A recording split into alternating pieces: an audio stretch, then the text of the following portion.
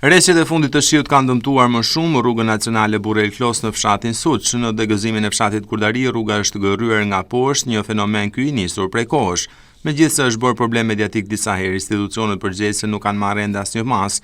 Këmbët metalike të barierave anësore kanë mbetur në ajër për shkak të shembjes që ka pësuar ana e poshtme.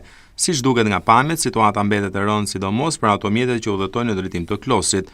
Duke qenë se asfalti nuk është prishur, zgavra e krijuar poshti nuk duket nga rruga, duke bërë që të vjetë në rrezik jeta e drejtuesve të automjeteve.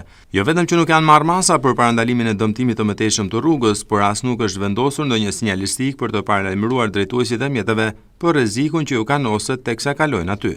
Banorët e Suçit dhe drejtuesit e mjeteve vazhdimisht kanë bërë apel për ndërhyrje, por deri tani apeli i tyre ka rënë në vesh të shurdhër pasi nuk ka asnjë reagim as nga autoriteti rrugor shqiptar e as nga firma Alko Impex që mirëmban këtë rrugë.